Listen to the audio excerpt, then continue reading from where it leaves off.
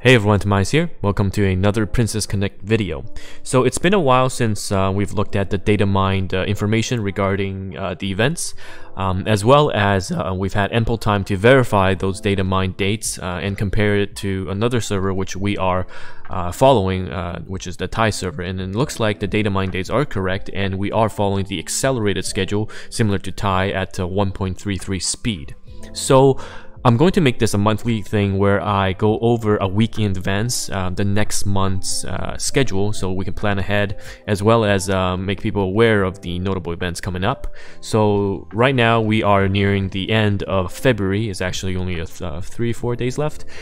So I'll do the March schedule, and then next time I'll do the April schedule a week before.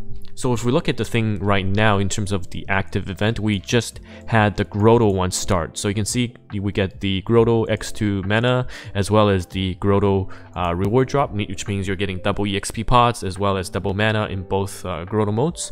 A lot of people do spend and get the weekly Grotto pack, so you get +3 entry on both during those Grotto's events because it has the most value.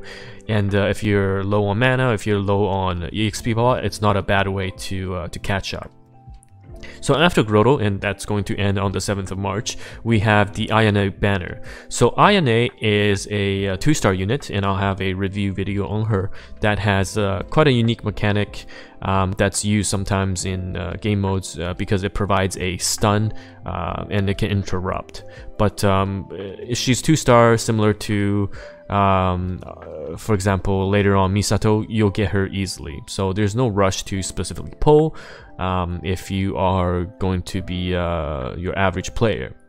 And then after that, the Inf Banner should have, going back to the Inf Banner, it should be Inf/Saren, if I remember correctly. So Saren will be the 3-star rate up, and then Inf will be the 2-star, similar to how we had the Ring Banner, but it was Makoto as the featured 3-star, or Makoto Maho in that guild. So Saren is not that big of a deal because if you've been farming hard shards, you should have her soon.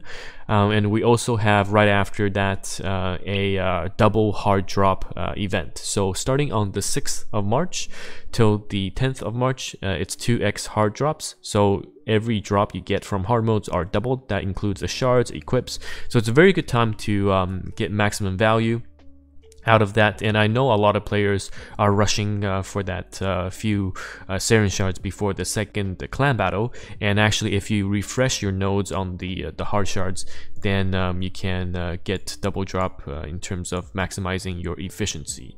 So you can see here that discount the Saren is ready to unlock, but we're just waiting. So in terms of the next schedule, on the 7th of March, we have our second clan battle. So we had ours in I would say quite early, the early stages of the full release. So soft launch players were obviously better prepped, but for full release players it was quite difficult. So this time, with the second clan battle taking place on the 7th of March, I think full release players are going to be better prepared. And also, as I've said in my previous video, I have a free-to-play or monthly pack group of players that I'm going to lead to hopefully auto their way to top 100, and I'll have more information on that. And during the clan battle, there's also actually a rank increase to rank level 88. So the clan battle starts on the 7th, and on the 10th there's a 3-level increase, because right now the max level is 85. So this might have weird implications for guilds where they want players to max out on their stamina to gain that 1 to 2 levels of advantage. Personally, I think you lose more than you gain in terms of this the gem usage, so I think it's fine. If you want to rush for it, sure, but for the mass majority of players, it shouldn't make a difference. And then on the 10th, we have the 2x dungeon mana. So we had that not too long ago, and then I released a PSA on Reddit as well as a video to let people know they can save their dungeon mana entry or dungeon entry the day before, so that they get 2 times the value on the entry with the X2 drop. So again, I'll send a reminder when that happens.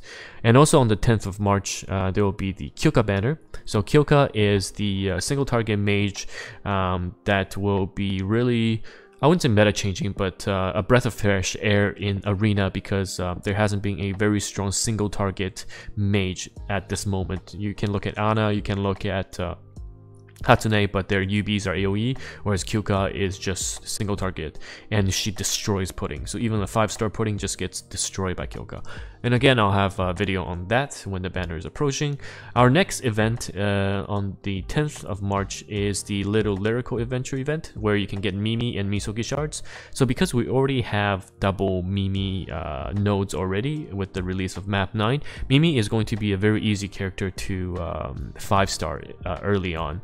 So everyone's Mimi will be at least 4, I think, after the event if Mimi farming Mimi nodes, and then a lot of people will have her at 5, and she'll be doing great damage because of her attack buff, as well as her UB works great against bosses when there's single target.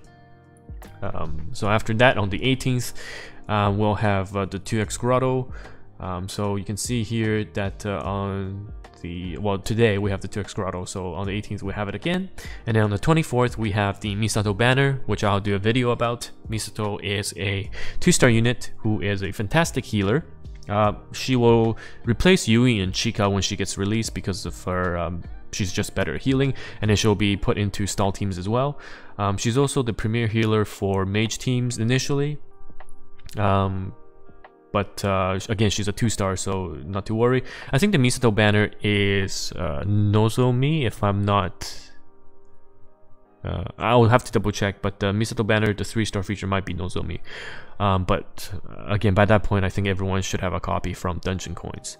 And then on the 27th of March, sorry, before that, on the 27th of March, we have the 2x normal drops. So again, we can finally catch up with some gear farming. I don't think there's another map, so we'll be fighting this one, the CB3, which is on the same day, in the 27th of March, with map 9, unless another map gets released. We'll have to see. And then 27th of March, like I just talked about, clan battle number 3. So in March, you can already see that we have 2 clan battles. This is great for people who are clan battle focused players, because you're getting rewards every 3 weeks versus every month. And the PvP players don't really have that luxury in a rush schedule where PvP rewards are increased. And then the last event of March is actually the biggest. On the 28th, starting on the 28th, we'll be getting free tempos, and a lot of people get Misato off of the free tempos because it's during the Misato Banner. And actually, even though it ends on the same day of the Misato Banner, you have, I think, a few hours window to pull on the Ilya Banner, which comes out on the 4th of April. So I'll be looking out for Luxacs who get the Ilya off of the last daily free tempos. But again, more information to come, and the more after we get more verification that this is the schedule we're following, you can check it out. And also, if you are looking for a more or better visual representation of the schedule, do go check out Lace's YouTube. He has a nerd doc as well. I think I've linked it in my tier list. I'll double check, but he has a tab where it shows all of these schedules from in a better visual presentation point of view, so you can follow along and see where we are at. And he's a good content creator as well, so make sure you you watch his videos.